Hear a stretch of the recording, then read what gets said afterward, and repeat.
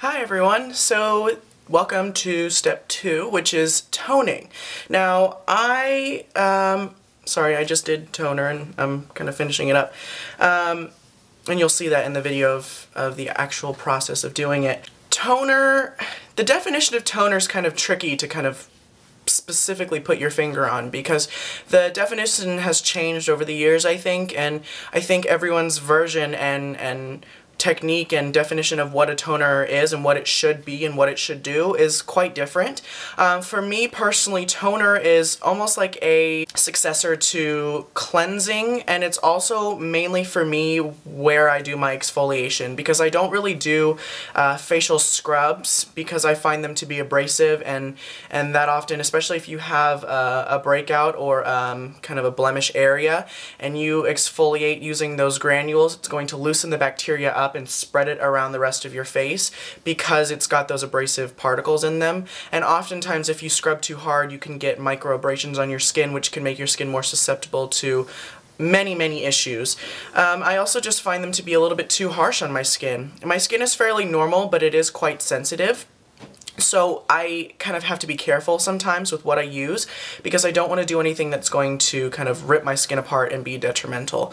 So for me, toning is a way to not only remove any excess cleanser or makeup or dirt or oil or whatever's left in my face, but it's also to exfoliate the skin and prep it for moisturizers, treatments, etc.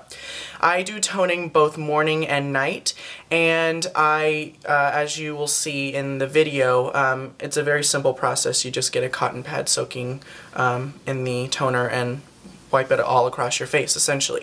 So I'm going to break down a few different types of toners for you and what they will do, what kind of skin they're good for, why I like them or dislike them, and so let's go ahead and jump right into it. Now the first thing is not so much a true toner as it is just almost like a second half-ass step to cleansers, essentially. And those are going to be your toning or your cleansing waters. So that's why I'm including it in this video as more of a toner than a cleanser, because it doesn't do as much as a cleanser can. It will remove your makeup, it will kind of, at least this Creolane by Bioderma is made to balance the pH of your skin, because cleansing often, it either raises or lowers your pH on your skin, and you need to balance that back out, otherwise your skin will just be more susceptible to problems if you're using too many sulfates, because it is stripping the skin. So this will restore a balanced pH to your skin, and a lot of other toners are made to do that. That's another reason why you should be toning, is to balance the pH of your skin, because if it's too basic or too acidic, it's not good. You need it to be balanced. And I don't know exactly what the pH of skin should be. I'll put that kind of information right here. Or at least I don't recall it from when I was reading books. I'm sure I read it somewhere, but I just didn't retain it. Yeah, that's what this type of thing is good for. And the same thing with this Boots Expert Sensitive Gentle Refreshing Toner. It's a very similar concept. Basically the ingredients are very similar. There's glycerin in here, which is a hydrating ingredient, so that could be a good option for you. But this is not going to do any exfoliation. It will kind of refresh your skin and help to get off any excess makeup or cleanser or anything like that, but it's not going to really renew the surface of your skin and prep it the most efficiently for the steps to follow. The second is an exfoliating toner. And these are my favorite, and this is what I use the most often.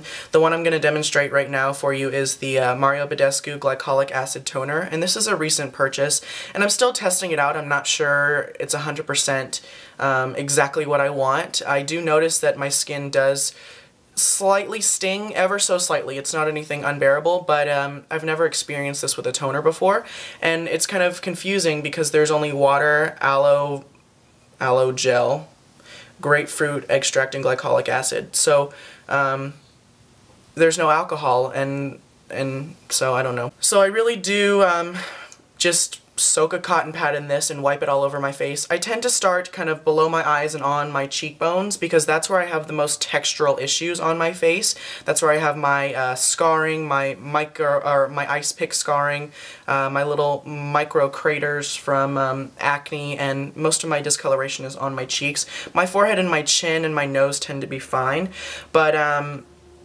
yeah, I just tend to start there for whatever reason, and I just wipe that all over my face. This will not only help to remove any excess dead skin, any buildup, but in doing that, it will prep your skin for moisturizers, because it will remove the kind of layer of dead skin or anything like that that could prevent your moisturizers and your treatments from sinking in as effectively. So it's kind of a way to, it's like wiping the slate clean. Cleansing is, here, let me do a little analogy for you.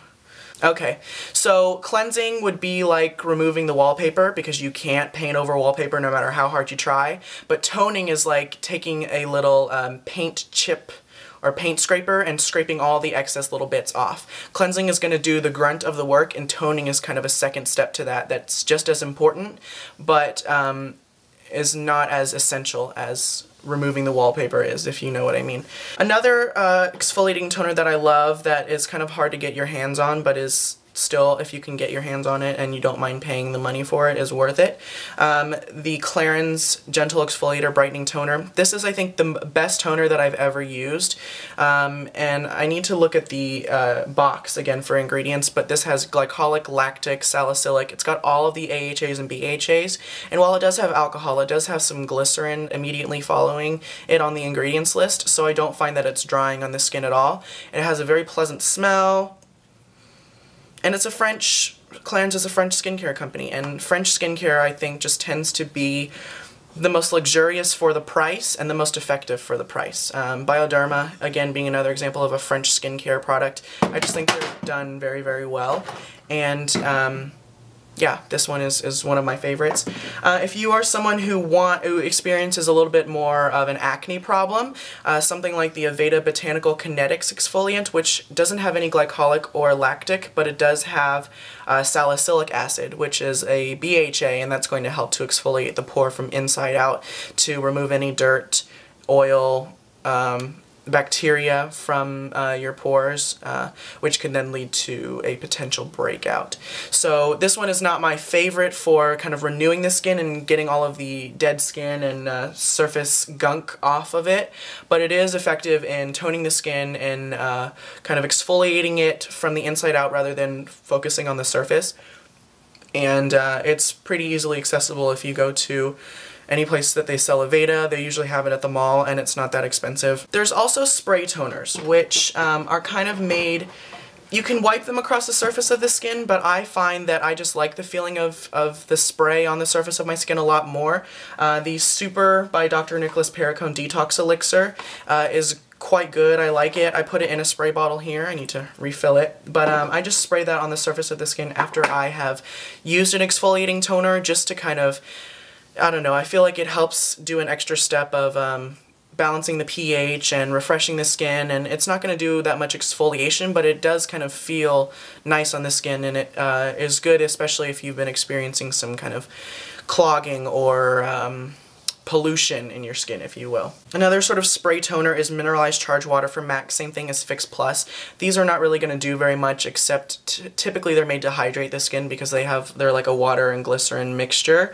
The one thing you do not want to do is spray straight water on your face though, so like Evian or anything like that, because when water evaporates, because it has a covalent bond, the water molecules attract to each other, and when it evaporates, it's going to remove any excess moisture that is sitting on the surface of the skin, or that it can get its hands on, essentially.